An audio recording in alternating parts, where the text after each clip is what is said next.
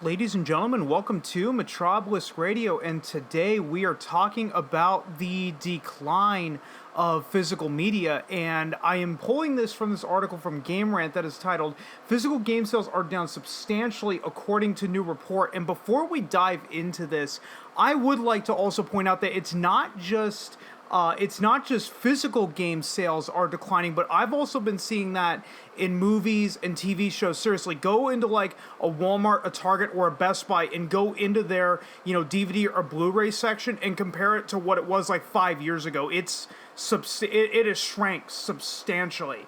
A new report finds that sales of physical video games such as discs and cartridges are down substantially compared to digital sales. Sales of physical copies of video games have dropped quite a bit. According to a new report on the health of the video game industry in the UK, the ease of access to digital games has proved that the convenience of being able to download a game directly onto a console or PC from home is just too alluring. It seems the age-old digital versus physical debate is being settled by people who would rather buy games from the comfort of their own homes.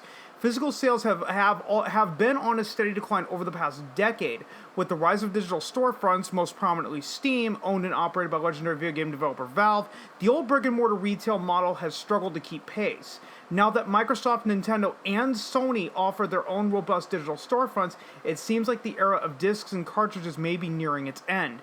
The Digital Entertainment and Retail Association, ERA, is a UK-based trade organization that tracks physical and digital media sales for the music and video game industries, among other services. The ERA estimates 89.5% of games sold in 2022 were digital downloads.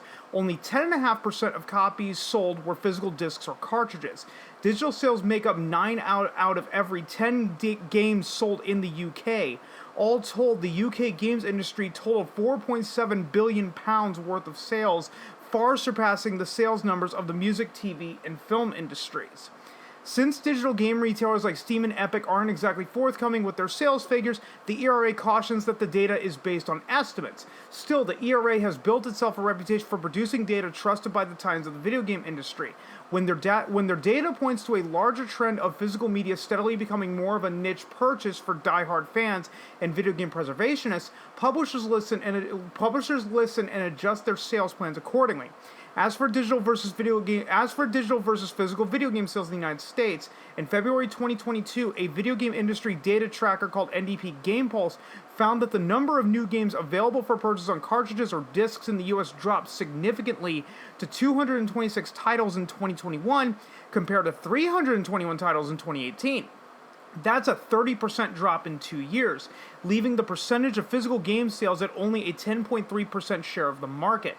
This trend is reflected in the rise of digitally released indie games getting physical releases after they have achieved a degree of success that justifies the manufacturing costs. Games publishers are taking note that consumer preferences lean heavily toward digital purchases and are manufacturing fewer physical copies than they have in the past to reflect the shift. The trend points to physical copies becoming more of a novelty than a necessity. Now, truth be told, guys, I am not all that shocked that physical game sales are going down, especially now that we're entering into 2023.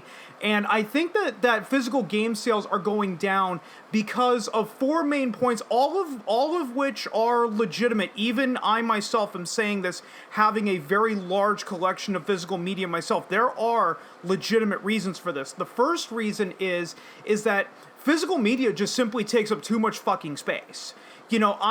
I said this, I believe, in my downsides of physical media video, but it doesn't matter if you have a 300 square foot studio apartment or a 300,000 square foot mega mansion.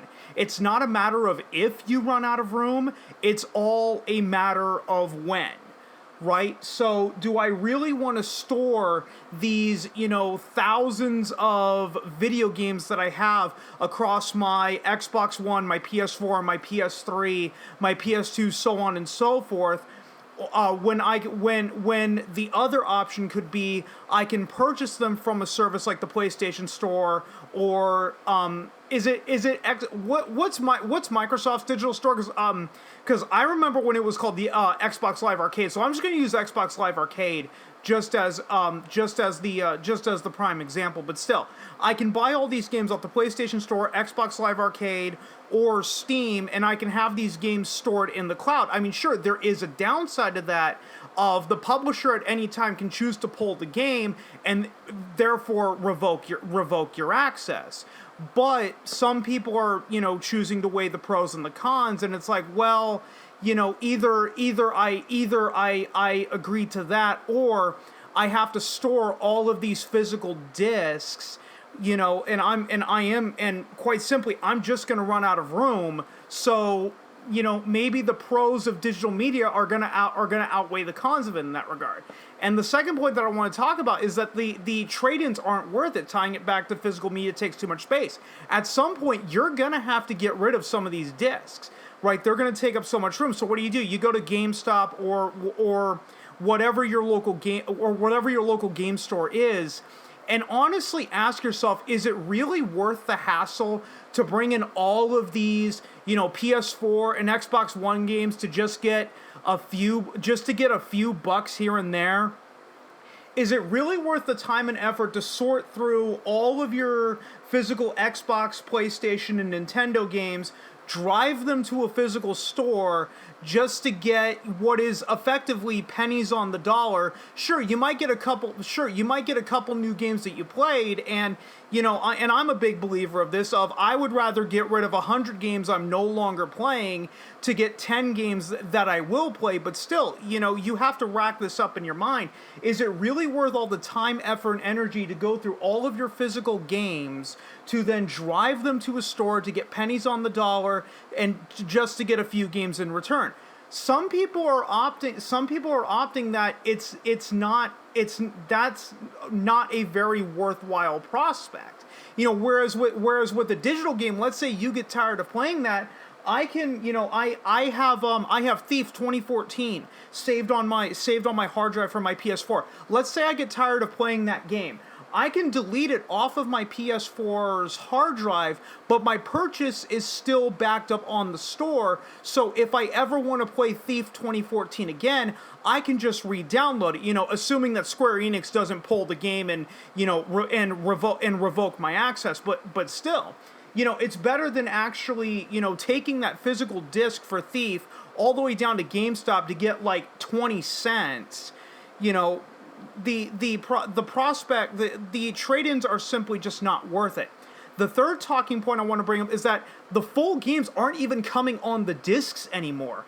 And more recently, Call of Duty Modern Warfare 2, the one that came out in 2022, not the good one that came out in 2009. This headline from Games Radar, I'm not going to read the whole article, I'm just going to read the headline. The Call of Duty Modern Warfare 2 disc is a 70 megabyte coaster. Yes, there were only 70 megabytes of data that were put on the physical disc for the latest Call of Duty Modern Warfare 2. Modern Warfare 2 still requires a 150 gigabyte download.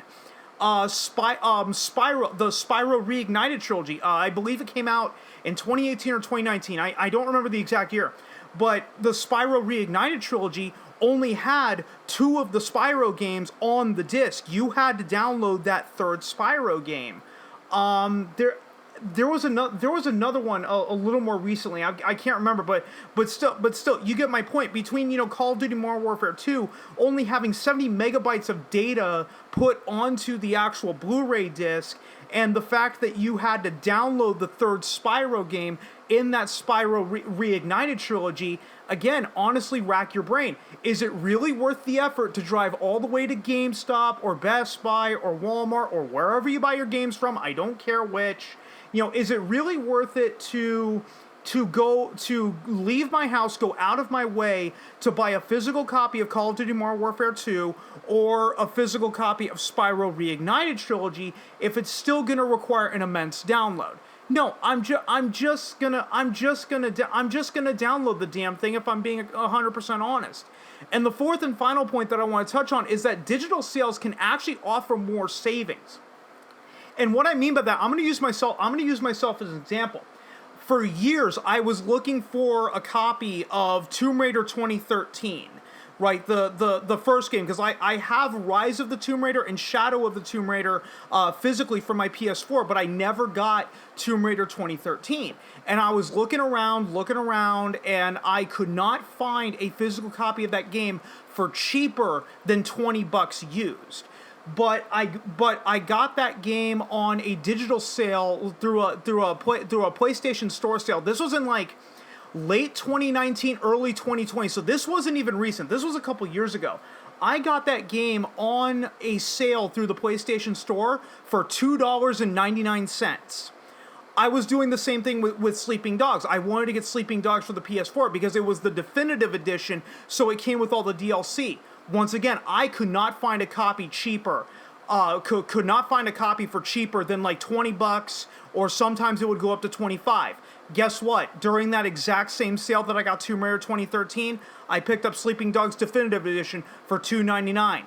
I brought up Thief earlier in the video. I picked up a copy of Thief as well on the PlayStation Store for only $1.99. And the copy of Thief that I acquired through the PlayStation Store, through that PlayStation Store sale, actually came with the one and only expansion for Thief 2014. So I could have gone to GameStop and spent, you know, $5 or $10, whatever Thief would have costed at the time. I don't remember what it was going. I don't remember what it was going for. Again, this was late 2019, early 2020.